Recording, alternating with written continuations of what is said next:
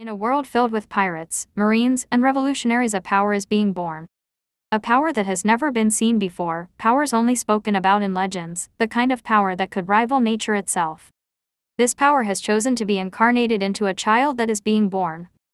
On an island in the Grand Line, a mother is giving birth to a child who will possess great power in the future, but for now the story is just beginning.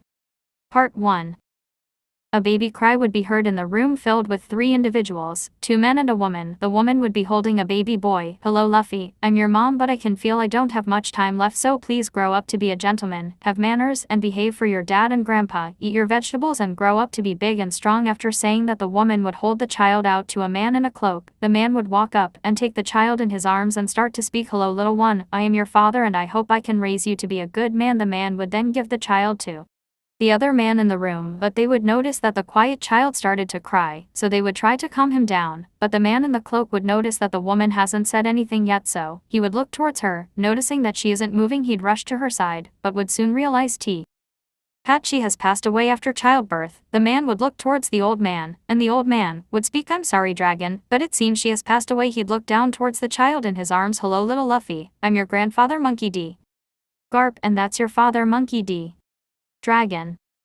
Luffy would smile up towards them, and they would then leave the room. After a couple days, the woman's funeral would come and go. Dragon would take Luffy back to Baltigo with him and would raise him in the Revolutionary Army until an incident. When he was 5, Dragon would call Garp to take Luffy and raise him.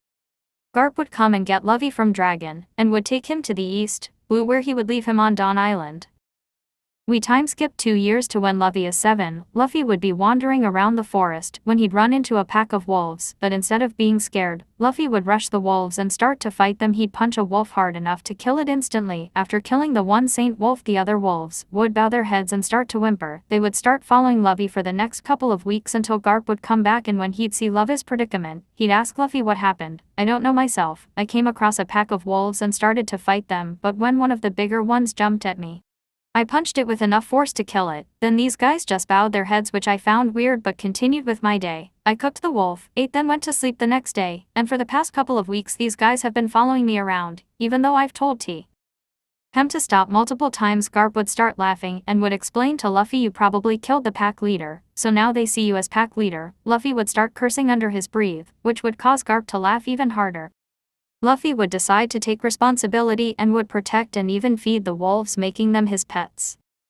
After a couple months, Garp would come to the island with a child in his arms. This child would look to only be a couple weeks old. Garp would start up the mountain where he'd run into Luffy. Perfect timing. "Luffy, come with me. You're gonna be staying up in the mountains for a little while with some old friends of mine." "Alright Gramps, but who's the baby?"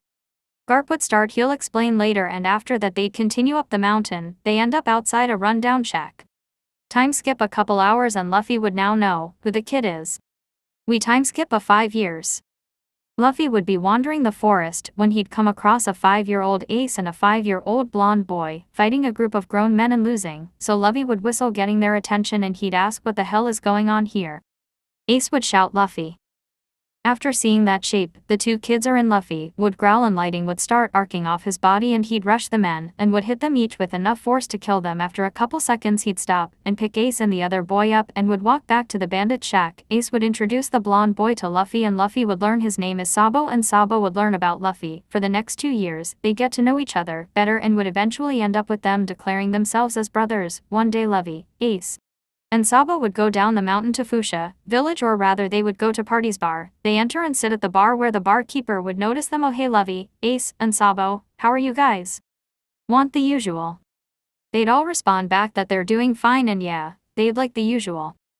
Outside a huge commotion would start, and after a couple minutes a group of men would walk into the bar. In the lead would be a man with red hair. The red-haired man would sit beside Luffy and would order drinks for him and his crew. Luffy would look over. "So are you guys pirates?" "Oh yeah, by the way I'm Monkey D." Luffy, the red-haired man would look at him. "The name's Shanks, and yes we're pirates." Luffy's eyes would widen slightly. "And why is red-haired Shanks in a little bar in the East Blue? You looking for something?" Wide-eyed Shank would look at Luffy, but before he could answer, the barkeeper with a warning voice, "Luffy, don't." Shanks W pulled think that she's warning him because she think he'll get hurt, but then Luffy would look at her. Then Shanks, "It's fine, Makino. I'm just curious why a pirate from the Grand Line is here in the East Blue. I wasn't planning on fighting unless he started something." Shanks would look at Luffy and would respond to his question, "We're just here to relax and party. It's sort of like a vacation." Luffy would look at Shanks and just shrug. Shanks would raise an eyebrow and ask, "Are you not suspicious that I might be lying?" "Well, if you're lying, then you're a damn good one. I can't sense any malicious intent. Besides, you may be strong, but I'd still fight to protect what's precious to me." Shanks would ask, "And what's that?" "My little brothers, of course, and my big sister." He'd point towards Makino, then put his hands on Ace and Sabo's heads. "Anyway, I'll be back later, Makino. You don't mind watching them for a bit, right?" Makino would sigh and would say, "Just go. You ditch me with them anyway." Luffy would get up and leave. Oh yeah, that reminds me, I forgot to mention what Luffy looks like. Luffy at 17 is 6 foot, with a body type like Ace when he was first introduced as an adult, and Luffy's hair eye also a bit different. It the same style, just black with blonde tips and gray eyes, but when he is using his lighting, his eye color changes to orange dark yellow.